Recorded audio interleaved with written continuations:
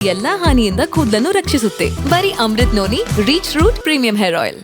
ಬಹಳ ಖುಷಿ ಆಗುತ್ತೆ. ಇವತ್ತಿನ ದಿವಸ ಉಸಿರೇ ಉಸಿರೇ ಒಂದು ಸಿನಿಮಾನ ನಾವು ನಮ್ಮ ಪ್ರದೀಪ್ ಯಾದವ್ ಅವರು ನಿರ್ಮಾಣ ಮಾಡಿದ್ದಾರೆ.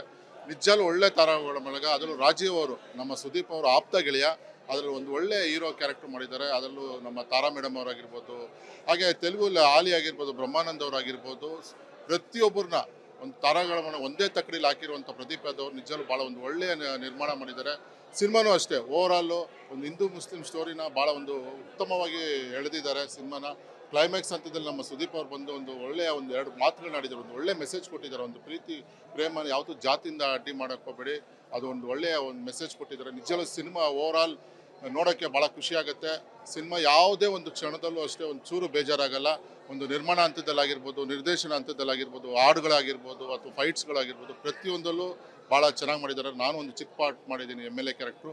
ನಮ್ಮ ಎಲ್ಲ ಸ್ನೇಹಿತರು ಇವತ್ತಿನ ದಿವಸ ಇಡೀ ನಮ್ಮ KR ಮತ್ತು ನಮ್ಮ ಪ್ರದೀಪ್ ಯಾದವ್ ಅವರ ಎಲ್ಲ ಸ್ನೇಹಿತರು ಬಂದು ಅವ್ರಿಗೆ ಶುಭ ಹಾರೈಸ್ತಾ ಇದ್ದೀರಿ. ರಾಜೀವ್ ಅವರು ನಿಜವಾಗ್ಲೂ ಉತ್ತಮವಾದ ಒಂದು ಹೀರೋ ಅಲ್ಲಿ ಒಂದು ಉತ್ತಮ ಮಟ್ಟದಲ್ಲಿ ಕ್ಯಾರೆಕ್ಟರ್ ಮಾಡಿದ್ದಾರೆ. ಭಾಳ ಖುಷಿಯಾಗುತ್ತೆ. ಇವತ್ತಿನ ದಿವಸ ನಾವೆಲ್ಲರೂ ಬಂದು ಅವ್ರಿಗೆ ಶುಭ ಹಾರೈಕೆ ಮಾಡ್ತಾ ಇದ್ದೀರಿ.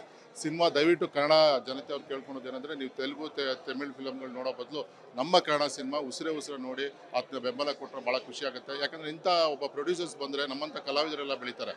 ಯಾಕಂದರೆ ಸಿನಿಮಾ ಅನ್ನೋದು ಬೇರೆ ಭಾಷೆಯವ್ರು ನೋಡ್ತಾ ಇದ್ರೆ ನಮ್ಮ ಕನ್ನಡ ಸಿನಿಮಾ ಬೇರೆಯವ್ರು ಯಾರೂ ನೋಡೋದಿಲ್ಲ. ಆದ್ದರಿಂದ ನಮ್ಮ ಕನ್ನಡ ಜನತೆ ನಾವು ಕೇಳ್ಕೊಳೋದು ಏನಂದರೆ, ದಯವಿಟ್ಟು ಉಸಿರೇ ಉಸಿರೇ ಸಿನಿಮಾನ ದಯವಿಟ್ಟು ನಮ್ಮ ಎಲ್ಲ ಕನ್ನಡ ಪ್ರೇಕ್ಷಕರು ಬಂದು ಅದನ್ನ ಆರೈಸಿ ಆ ಸಿನಿಮಾನ ಪ್ರೋತ್ಸಾಹಿಸಿದ್ರೆ ಇನ್ನೂ ಹೆಚ್ಚು ಸಿನಿಮಾಗಳು ಕನ್ನಡದಲ್ಲಿ ಬರುತ್ತೆ, ಇನ್ನೂ ಉತ್ತಮವಾದ ಒಂದು ಸಿನಿಮಾಗಳು ಬರುತ್ತೆ ಅಂತ ನಾನು ಕೇಳ್ಕೊಂಡು.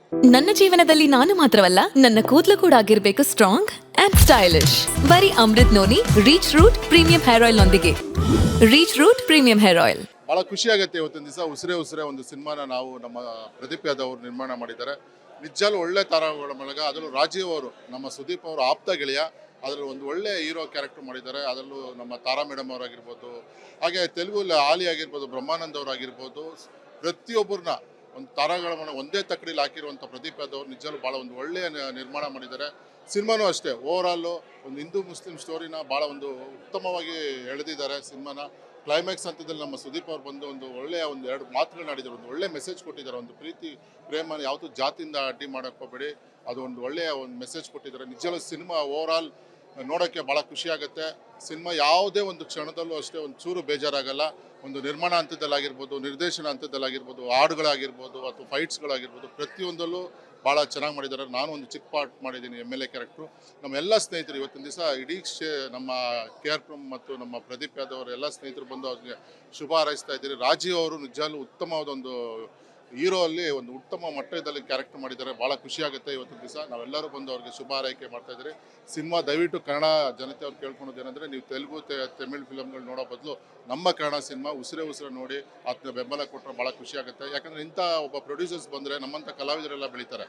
ಯಾಕಂದರೆ ಸಿನಿಮಾ ಅನ್ನೋದು ಬೇರೆ ಭಾಷೆಯವ್ರು ನೋಡ್ತಾ ಇದ್ರೆ ನಮ್ಮ ಕನ್ನಡ ಸಿನಿಮಾ ಬೇರೆಯವ್ರು ಯಾರೂ ನೋಡೋದಿಲ್ಲ. ಆದ್ದರಿಂದ ನಮ್ಮ ಕನ್ನಡ ಜನತೆ ನಾವು ಕೇಳ್ಕೊಳೋದು ಏನಂದರೆ, ದಯವಿಟ್ಟು ಉಸಿರೇ ಉಸಿರೇ ಸಿನಿಮಾನ ದಯವಿಟ್ಟು ನಮ್ಮ ಎಲ್ಲ ಕನ್ನಡ ಪ್ರೇಕ್ಷಕರು ಬಂದು ಅದನ್ನ ಆರೈಸಿ ಆ ಸಿನಿಮಾನ ಪ್ರೋತ್ಸಾಹಿಸಿದ್ರೆ ಇನ್ನೂ ಹೆಚ್ಚು ಸಿನಿಮಾಗಳು ಕನ್ನಡದಲ್ಲಿ ಬರುತ್ತೆ, ಇನ್ನೂ ಉತ್ತಮವಾದ ಒಂದು ಸಿನಿಮಾಗಳು ಬರುತ್ತೆ ಅಂತ ನಾನು ಕೇಳ್ಕೊಂಡು.